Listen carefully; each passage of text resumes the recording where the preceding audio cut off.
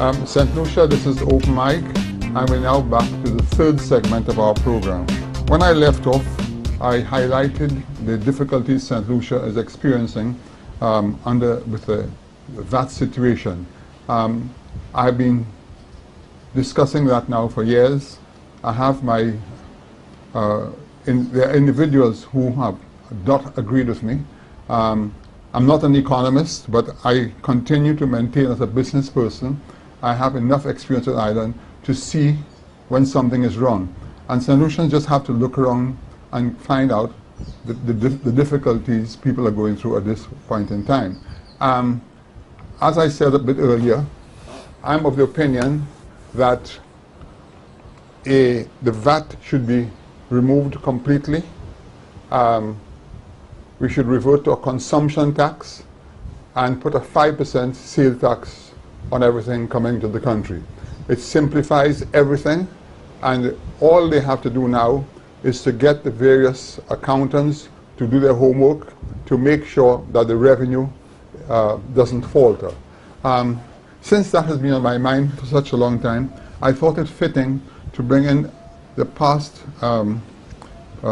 Minister for Commerce, who had the experience, who saw what he did under his watch and where St. Lucia went, to highlight what I'm saying, because he was in the government and he should really know. Guy. Thank you very much, Mike, and thanks for having me on your program today. Thank you. The VAT has been a vexing tax, I call it.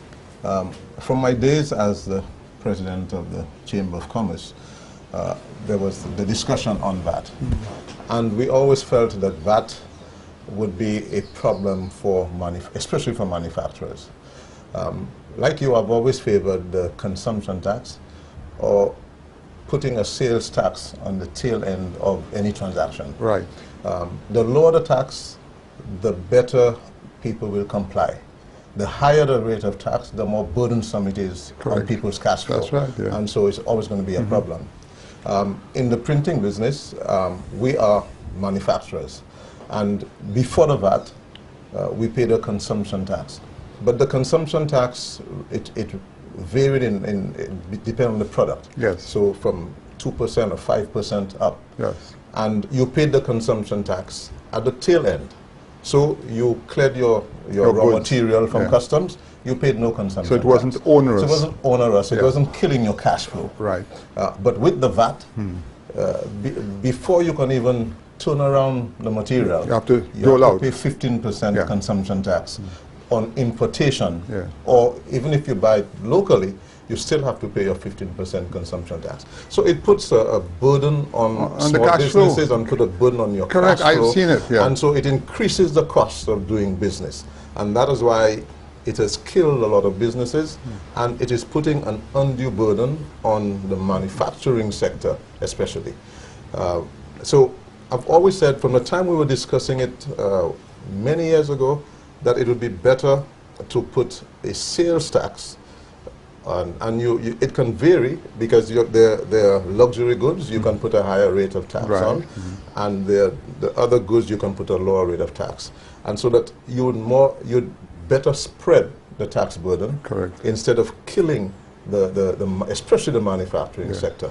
You know, it's funny that you should say that, Guy, because I never knew that you had that in mind, and from the time I heard the VAT was implemented, I thought the sales tax, because having lived in America and listened to many people in business, I'm not saying if America does something it's necessarily right, but when I talk to people and I tell them that we have to pay VAT on food, they say that's impossible, you can't be right, and they want to know why the cost of food. And the thing is, it's the ordinary man that's getting affected because he can't claim back any VAT. His dollar is only worth 85 cents. But I'm enjoying what you're saying because I didn't know that you were on that same wavelength. But even increasing the threshold for those who do not have to pay the VAT is not really helping, because even if I fall within the bracket. Yes.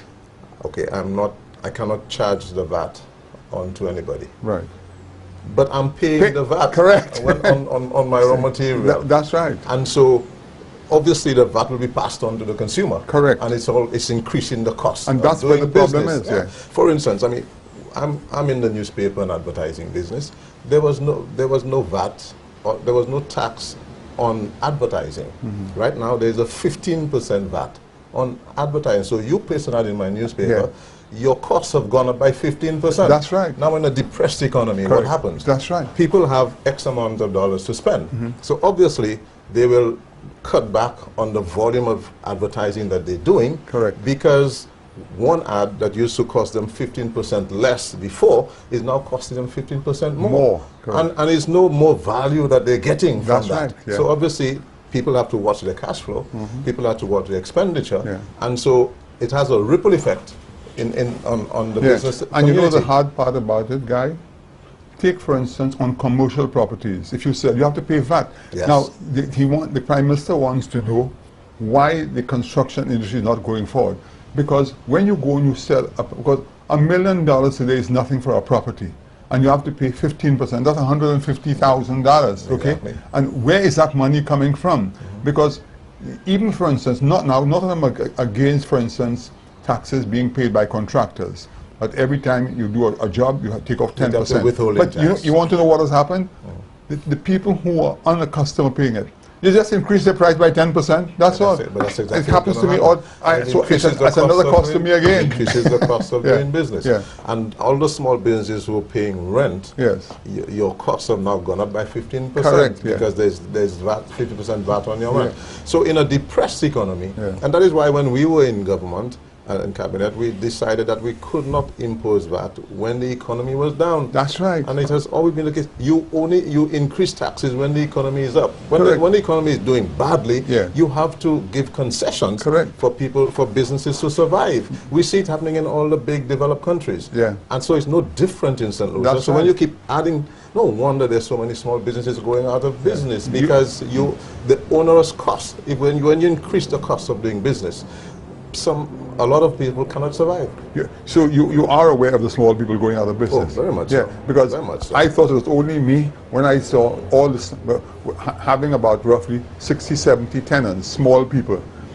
70% are gone, never to come back. And these were people who were there for 15, 20 years and surviving. So what does it tell you? It tells you that something has gone wrong. Something has gone wrong. The policies that are being implemented are not working. Maybe a business place that is selling goods that they have cash flow every day may be able to survive. Like a big supermarket, correct. But persons who have to be giving credit to do business, to be able to do business, and then you have the costs, your banking charges and all of that, you just can't survive. And that is what the VAT has done to a lot of small businesses. And as I mentioned earlier, look, construction is an area that really produces employment and turns money over. And that's why the construction is so dead. So St. Lucia, this is one of the things that, whoever wants to feel its criticism, it's a reality, and we have to look at it. It's a reality on the ground. While we are on that whole story, I've just noticed on the newspapers this week that a French guy who was in prison for 4 years is all of a sudden released, and undoubtedly it is pressure from the European Union and the French government. And my big worry is that, not worry, my concern is the fact that St. Lucians have been talking about people in what's the word, in when they stay in the prison, in remand. Remand. But that it is so unfair. And I mean, it was said that the Prime Minister felt that due to separation of powers, he's not going to do anything about it. And all of a sudden, in 3 days, this thing has happened. St. Lucians are up in arms. Not I'm against the French guy going home, because I think 4 years for an incident that wasn't proven is worrisome. But what is your take on all that, Guy? I have a problem with persons being on remand for an inordinately long period of time. It is your liberty being taken away from you. Correct. Don't forget our system is that you are innocent until proven guilty. Correct. Unlike the French. Unlike the French. Right? According to the French, you have to prove your innocence. Here, the authorities have to prove your guilt. Correct. But having said that, this individual, there are St. Lucians who are on remand for much longer. We know of cases of persons 8, 10 years. 10 years, 12 years. How can that be right? Yeah. It cannot be right that you have taken so much of the person's life from them, and there's no compensation for them if it's proven that they're not guilty. Correct. Now, we know that the Europeans, that the French, the head of the European, the and EU, the British, and the British met with the Prime Minister. Okay, and they gave certain ultimatums. And I would say, I remarked at the time that it is unheard of in our history that ambassadors have felt so empowered that they can summon the Prime Minister to meet, and when they were through, they held their own press conference and indicated that they're coming back at the end of March and they expect to see certain things happen. But he has compromised his own self. Here's the reason people feel so emboldened and empowered. Now, I mean, we met with the ambassadors, and I would say, how in the world can the ambassadors meet with the Prime Minister, have their own press conference, and say what it is they needed to say to the press in the absence of the Prime Minister? Why wasn't the Prime Minister with them? Why wasn't there a joint press statement? And why is it, up to now, the Prime Minister has not met the press? Okay, if he didn't want to meet with them, why didn't he meet the press afterwards, have his own press conference, and indicate what his government's position was? He has not done that, but he allowed his people and his press people send out press statements, hiding behind that. One of the demands that the French are making is that they need to see something happen with this French national who has been on remand for 4 years. And they were very angry that this was going on and that the government didn't seem to be doing anything about it. And so they made the demands. Now, the government was held to ransom.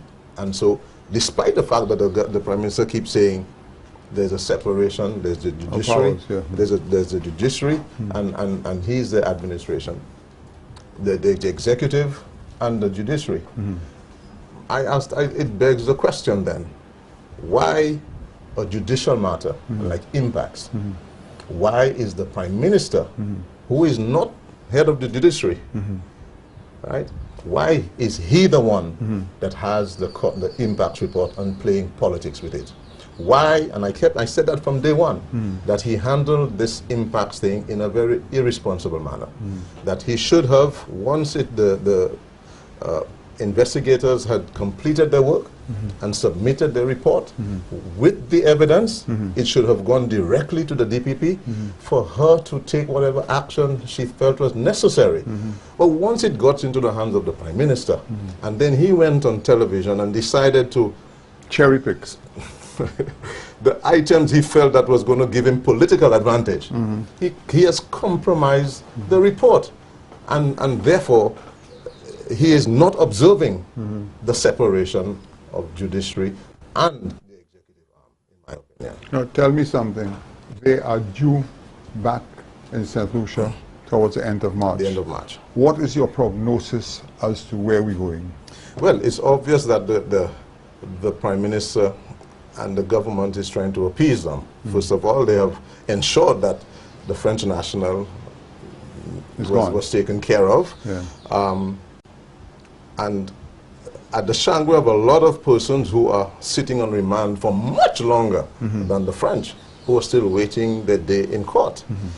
We still have a broken judiciary in the sense that the government knew that the DPP was going on retirement. There was no succession. So we still don't have a DPP in place. So we still have people languishing and not being able to get the day in court. And you still have what I consider mishandling of the impacts by the current government. So the Americans are still making the demands. The British are still making the demands. The French will certainly be a little appeased that their national is safely back in France. But we're still not where we ought to be. And it shouldn't take the foreign nationals or the foreign powers to put pressure on our government to do the right thing. They should be doing the right thing without that kind of pressure. Guy, we have just come to the end of the third segment of our program. But when I come back, I want to throw a question at you because, you know, on more than one occasion, the Prime Minister says, well, Guy Mills was a national security and all these things he's talking about, that why did he do something about it? St. Lucia will be right back.